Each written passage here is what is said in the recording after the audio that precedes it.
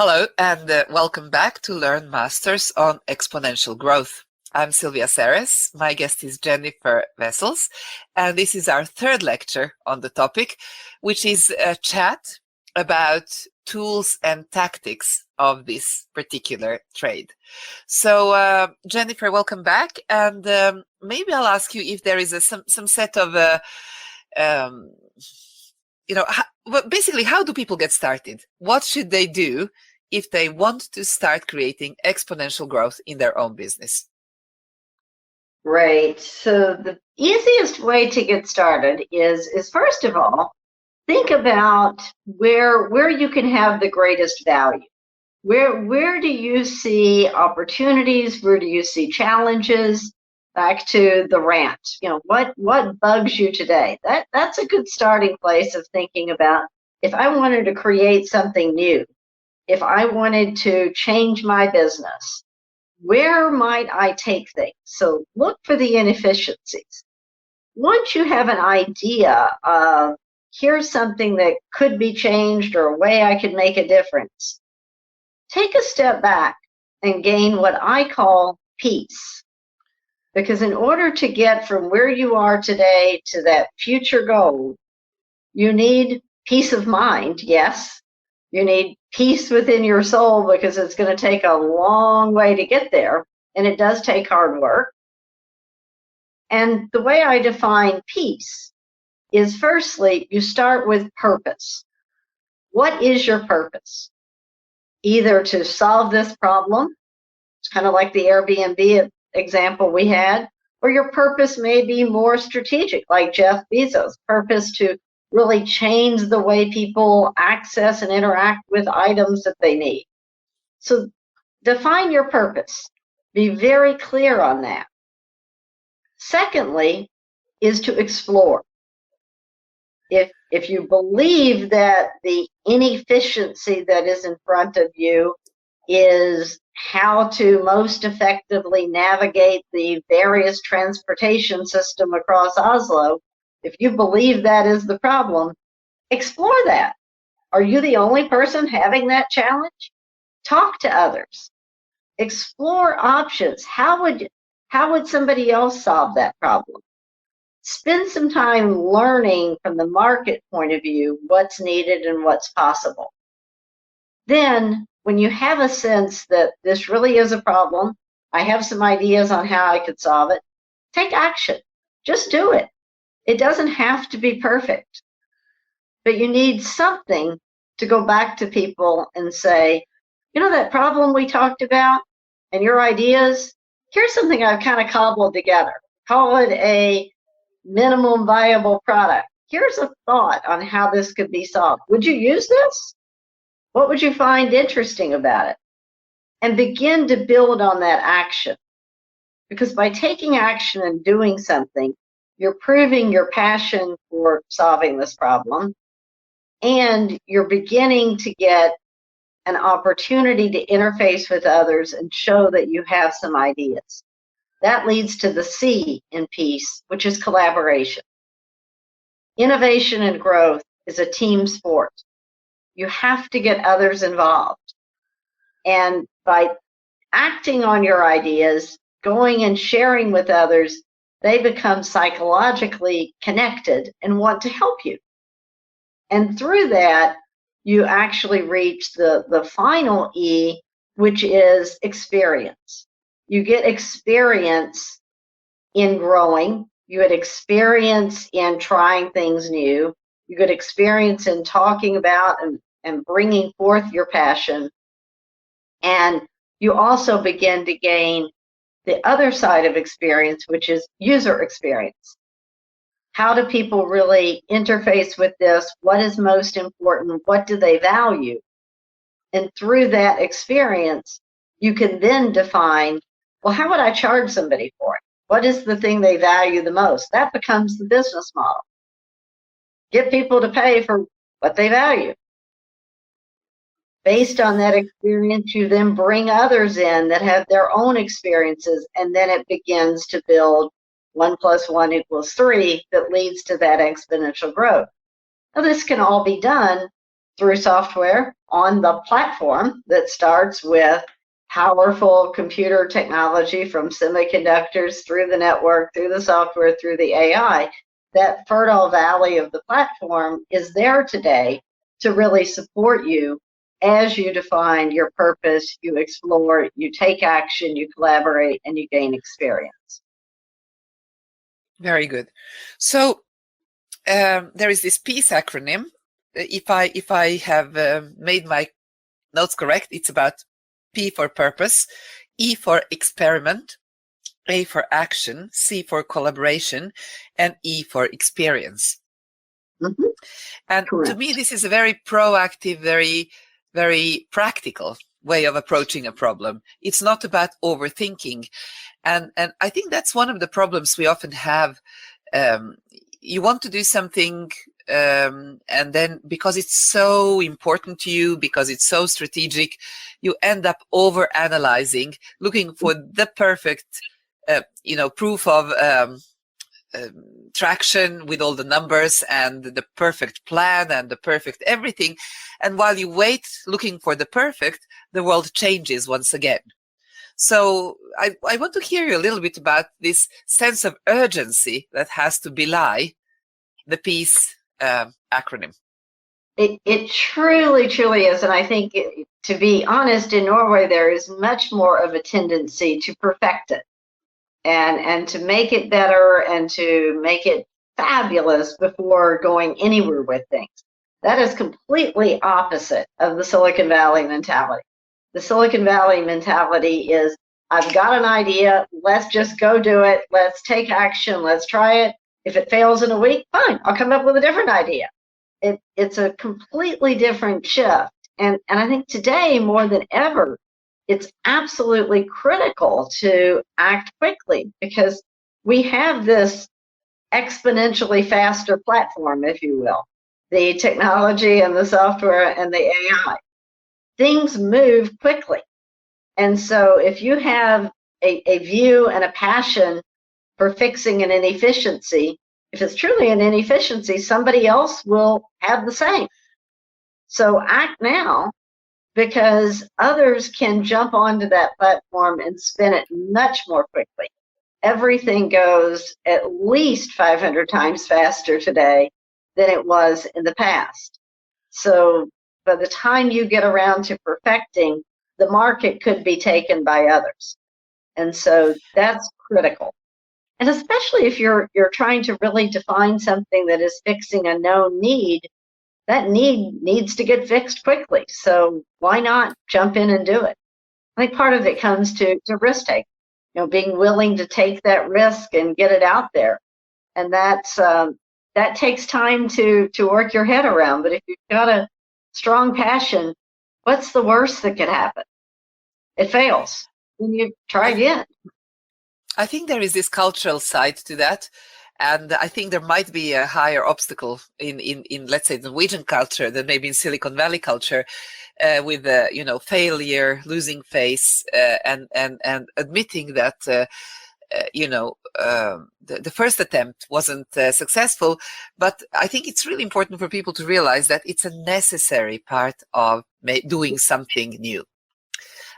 If you haven't failed, then probably you're not innovating enough. If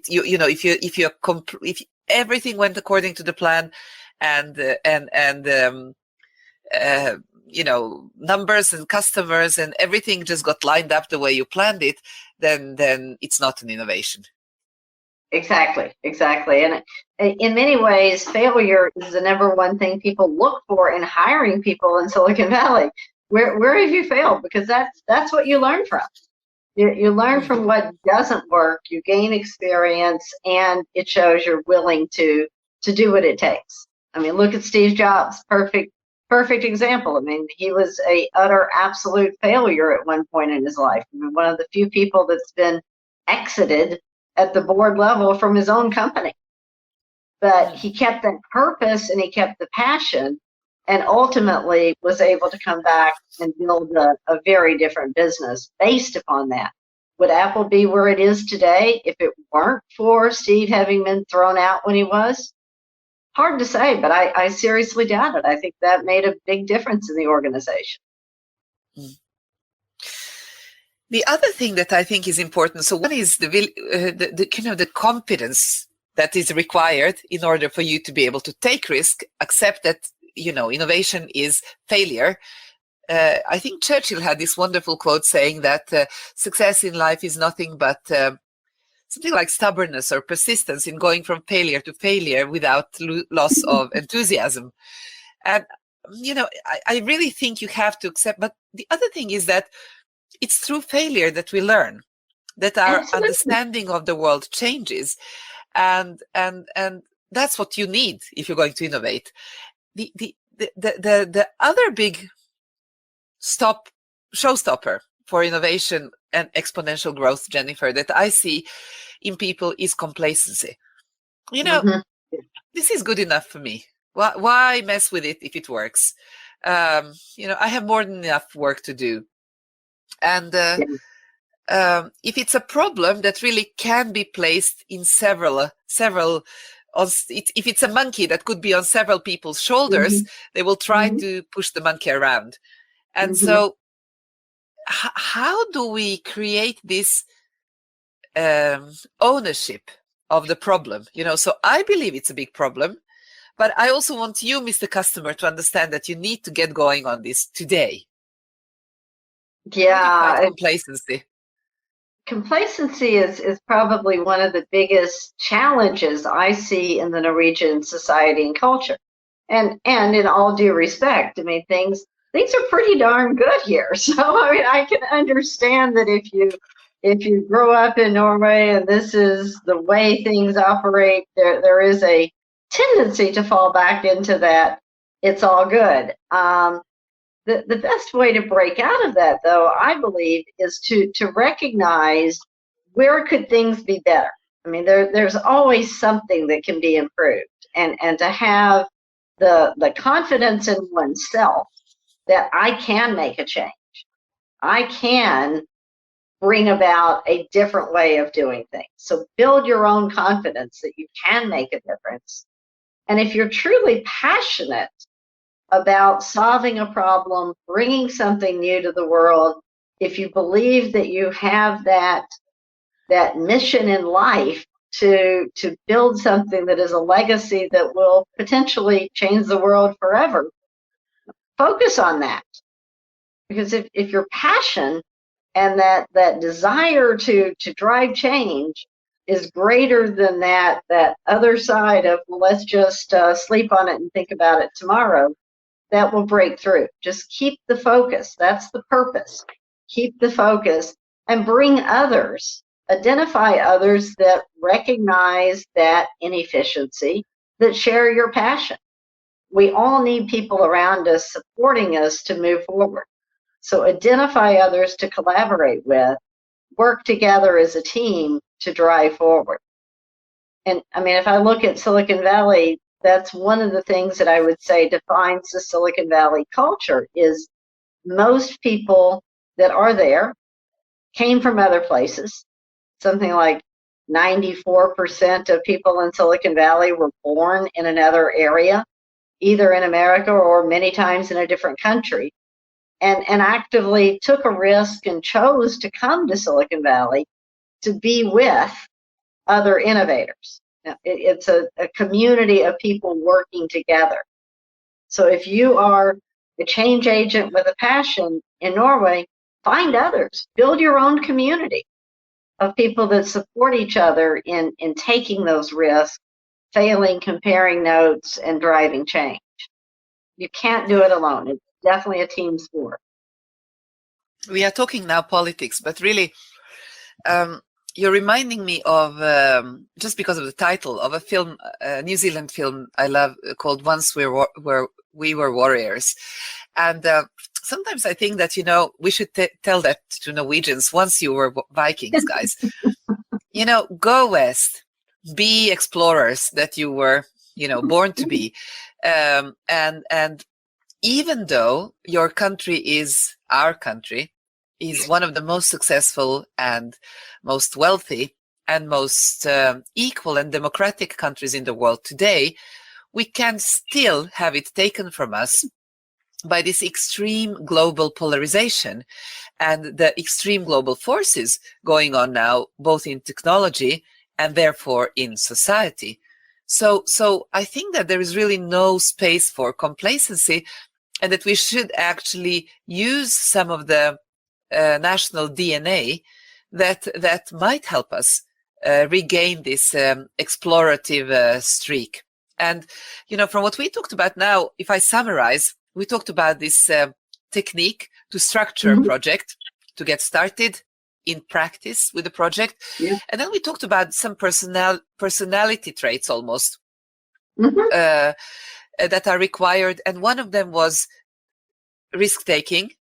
And I think that is comes about as a result of a combination of confidence in your ability to solve it in the end, and humility, not to worry about having failed a few times along the way. And it's a difficult combination, but I think it is there with absolutely every successful entrepreneur. And you could say, well, how's Steve Jobs humble, or Elon Musk? But they are willing to try, and they don't care that the first rocket or the first iPod, or they're twisting and turning and perfectly happy being laughed at by naysayers until they come to the goal, and they know they'll come to the goal in the end. So this risk taking, having fun, not taking everything too seriously, that's the first part. The second part we talked about is this hunger, this fight of complacency, understanding that even though life is good enough as it is, there are some things I just have to fix, and nobody other than me can fix them. And that necessity of change, I think, is a very, very important part of that. Yes. I completely agree. And personally, I do think that Norway is at a critical time, because this platform, as we've talked about, is faster and faster. Change is happening more and more quickly. And by remaining complacent, by not taking the risk, by not pushing forward with urgency, Norway will fall behind. And from some of the statistics I've read recently, is starting to fall behind in areas of technology leadership and market leadership. It's all about understand where are the problems, customer experience, how do we commercialize it, how do we find the value, and how do we grow. And I think it's a huge opportunity for the people in Norway with great technical skills, huge scientific DNA, to re-engage that Viking mentality, become the explorers again. How can we build on our platform of knowledge, skills, academic, science, technology? How can we leverage that with taking risk in commercializing, growing, challenging, innovating, trying something different, and having the confidence to move forward quickly with purpose and with exploration, but moving into action. And that ultimately builds that community of collaborators to build the experience. I think it is a great summary, Jennifer. And the final point I want to make is that this understanding of the necessity to change, the necessity to keep exploring, to find new solution. We had a run of about, let's say, 50 years of growth and really immense wealth in this country. But if you look at our past, we have a very difficult geography. We have a very difficult climate. And I think that there are advantages in having a difficult start point as well. So I think it would be also useful to think back to, why did we become as good as things that we were very good at? And I think it was because it was necessary to figure it out in a way that nobody else could figure it out. And that sort of line of thought will help us again in this new digital exponential climate change and the set of storms, if you wish. I completely agree. A phrase we use in Silicon Valley is necessity is the mother of all invention. Look at Airbnb. 3 people that couldn't pay the rent on their apartment. There was necessity. How are we going to get money in? Well, let's rent the floor of the apartment. Right? When the pain of staying the same is greater than the pain of trying something different, we act.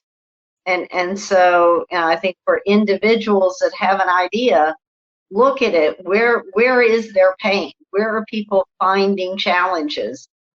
That becomes the rant. Then use your confidence of your skills, the capabilities, and the technology to do something about it now before someone else does. Excellent. I think that's where we're going to stop with lecture number 3. And in a couple of minutes, we are meeting for our last lecture or conversation. And that one's going to be more, let's say, a play date on the topic of how would we create exponential growth in a particular company. I'm going to put forward Learn as an example, but I really want our audience to think about their own company having kind of this conversation with you. So see you in a short while. Perfect. Thank you.